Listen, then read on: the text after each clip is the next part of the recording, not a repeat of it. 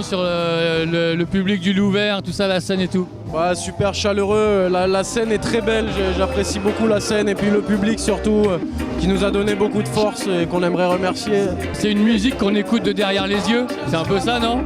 Ouais, avec les yeux fermés tu veux dire? Ouais, voilà, nous on aime bien plonger les gens dans la méditation, tu vois, on trouve que ça se perd beaucoup dans la musique aujourd'hui et moi personnellement c'est ce qui me touche, c'est la musique spirituelle, donc j'essaye d'apporter ça du mieux que je peux au public.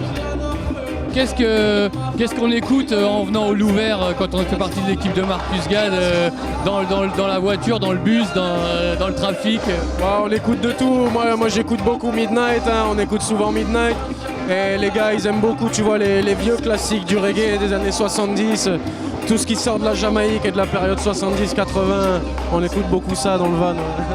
Est-ce que, c'est un peu plus personnel, mais est-ce que tu es conscient que quand même qu'avec ta musique, tu touches des générations? Dans ma voiture, chez moi, on écoute Marcus Gad, j'ai une petite fille de 2 ans, et d'un seul coup, je me retourne, je suis en train de bricoler, elle fait « Keep cool, keep cool ».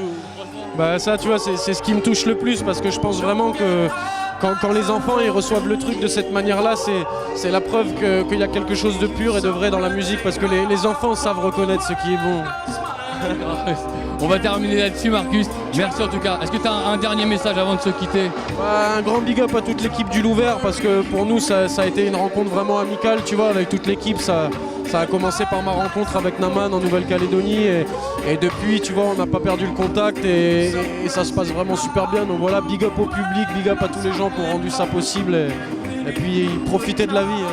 Et en Nouvelle-Calédonie, ta musique est bien reçue? Comment ça se passe? Ouais, chez moi, tout le monde connaît, tu vois, c'est petit, on est 300 000 sur l'île, donc forcément, quand tu commences à faire de la musique, ça tourne assez rapidement, ça c'est bien.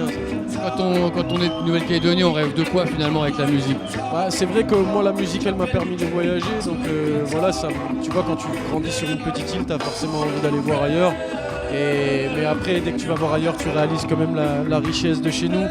Donc voilà, cette musique, elle me permet de voyager et puis elle me permet aussi d'unifier mon peuple, parce qu'en Nouvelle-Calédonie, on a encore beaucoup de travail à faire par rapport à ça.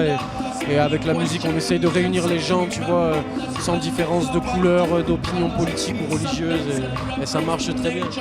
Merci en tout cas pour le show et pour la vibe. Keep cool. Yes.